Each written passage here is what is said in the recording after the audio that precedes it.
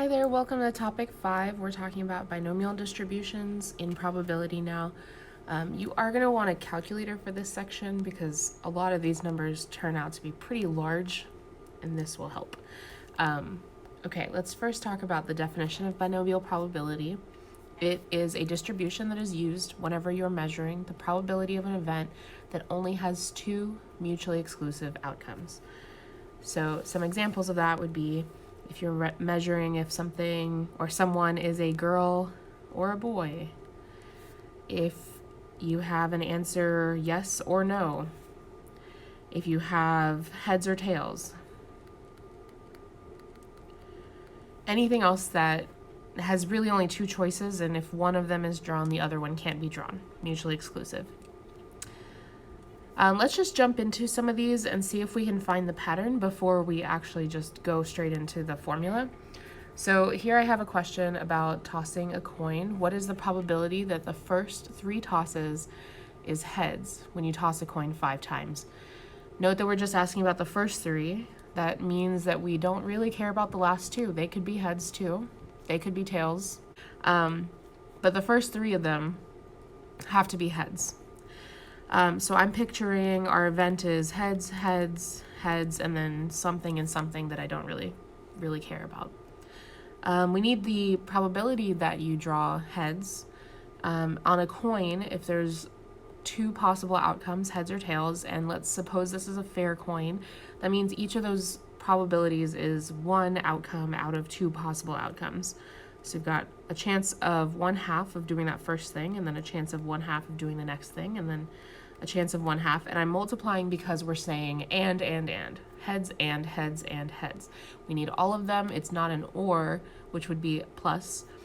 And so our probability of getting the first 3 to be heads is 1/8.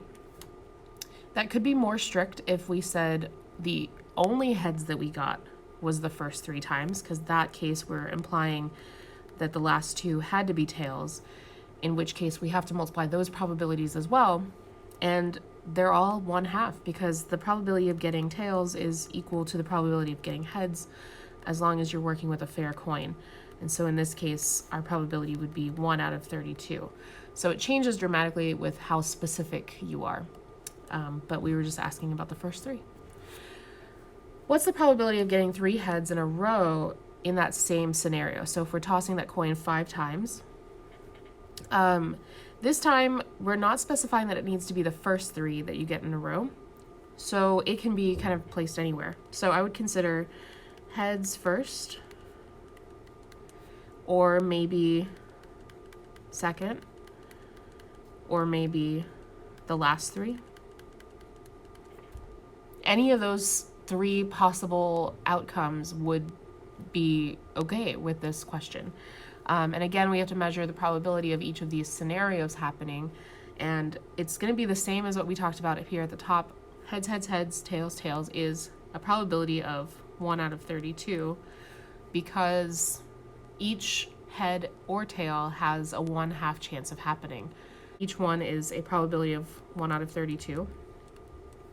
So we have an and situation happening within each event. I need all 5 of these to happen, so we're multiplying for that and when I'm saying and, I'm talking about probability of heads and tails. We would multiply the probability of heads times the probability of tails, but we're doing that 5 times. But within these 3 scenarios, I actually don't care which scenario I have. It didn't specify when the 3 heads had to happen. It just said that they needed to be in a row. So among these 3 possible events, I have an or situation. I have the probability of the heads being first. Let's just call that event 1. Or the probability of the second event happening, or the probability of the third event happening. Any of these would be fine. So we'll add them together, which means our overall is 3 out of 32. This last one is the most interesting, I think. Whoops, I've passed up the question. What is the probability of getting 3 heads when you toss a coin 5 times? This time it's even more loose of a definition. We don't care when they're happening. I just need 3 heads sometime. They don't have to be in a row. So what I have here is all the possible combinations of tosses that give you 3 heads somewhere.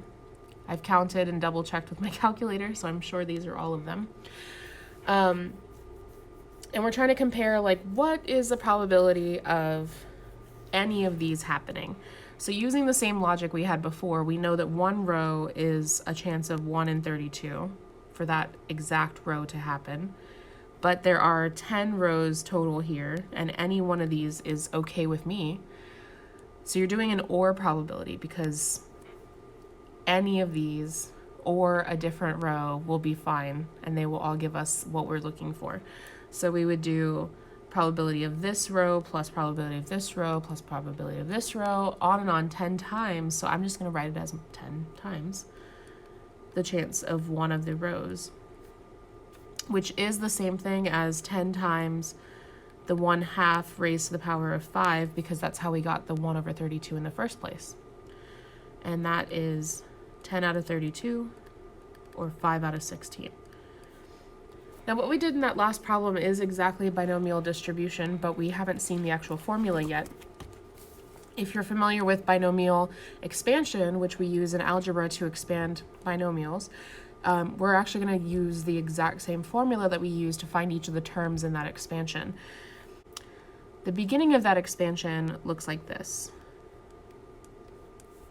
NR, we called that n choose r, and in the calculator you're using a probability function that looks like this. And then we had the first term in the binomial, then the second term in the binomial. One was raised to the power r, and one was raised to the power of n minus r.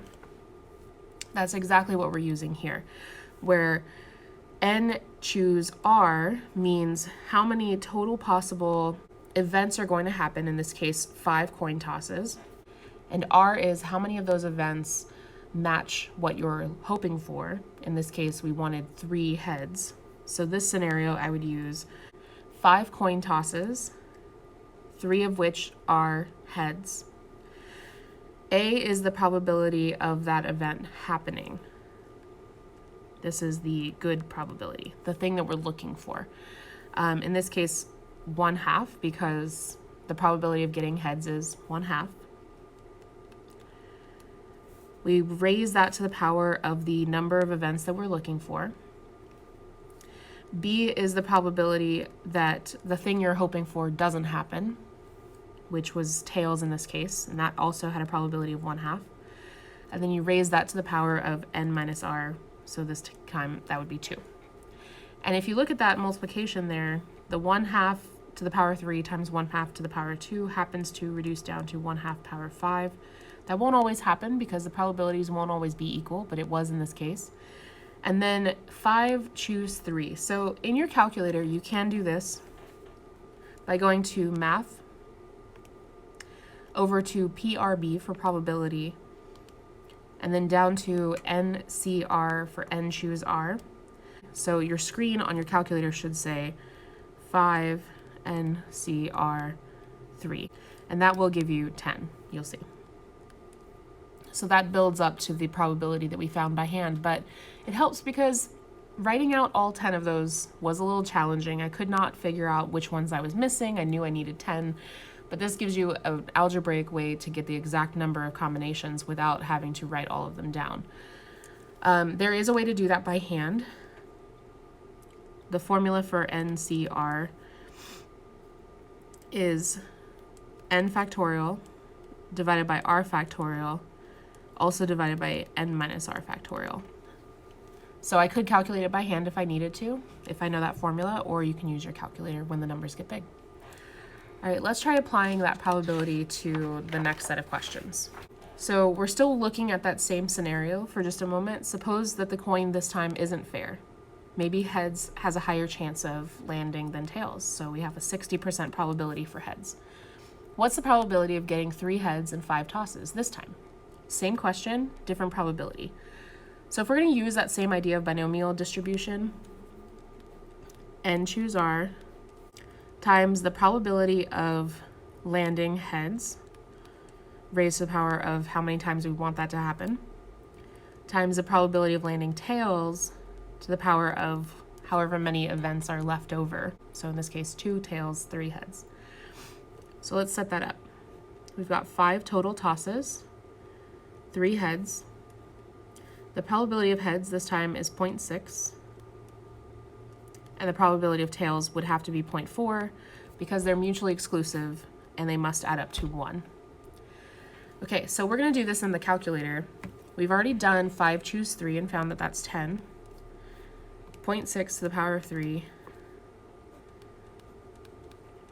and 0.4 to the power of 2.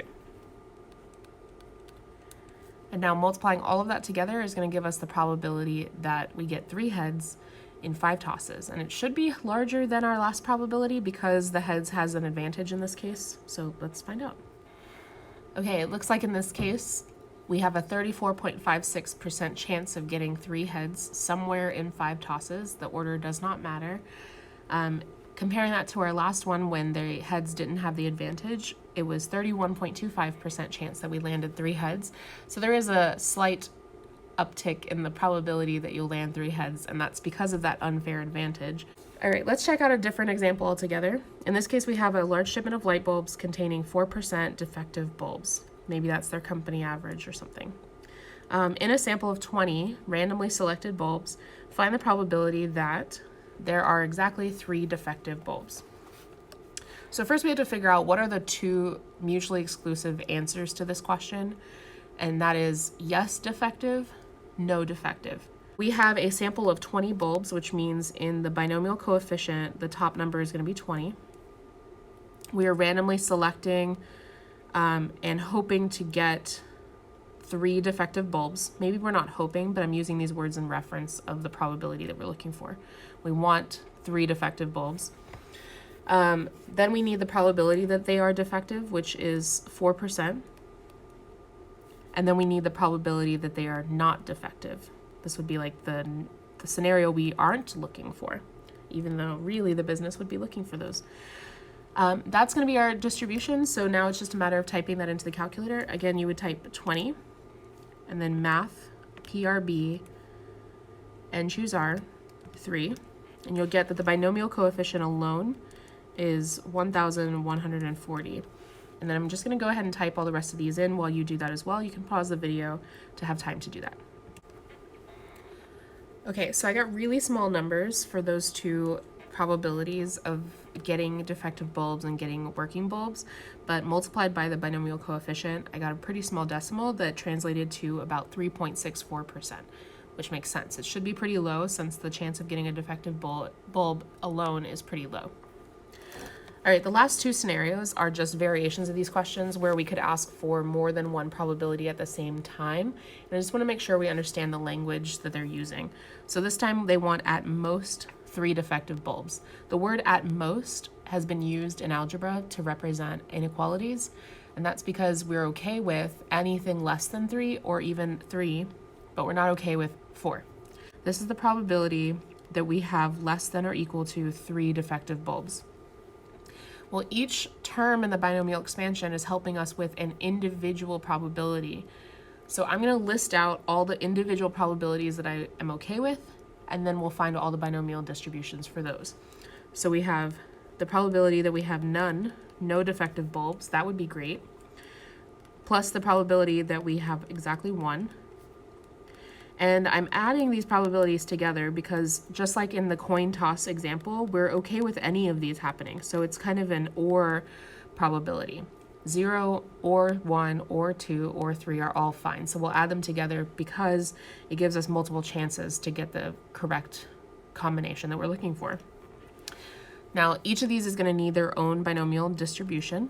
So once again, we're going to pause here, let you get a chance to try this out on your own, and then I'll show the work. Okay, so after punching all of those into the calculator, I got 0.993, that's rounded, which makes it about 99.3% chance. To see that there are at least 6 defective bulbs, again, using the idea of inequalities means the probability that the number of bulbs that you have that are defective is larger than or equal to 6, which the quickest way to do this would not be to write out 6, 7, 8, 9, all the way up to 20. That's a lot.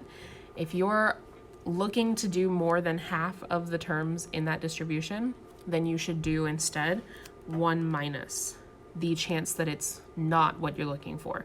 So the complement of the event. 1 minus the probability that we have less than 6 defective bulbs. That is still a lot of work because we have to set up all of those possibilities, 0, 1, 2, 3, 4, and 5. But that's a lot less than doing the 14 above 6. Okay, so just doing some quick math in the calculator. One trick that you can do is if these questions really are back to back and you haven't cleared out your calculator yet, you could take your old probability distribution from above, which already included up to and including 3, and just add on the probability of exactly 4 and the probability of exactly 5. That way you don't have to do the whole thing over again. All right, thank you for watching, and keep an eye out for upcoming videos on other topics.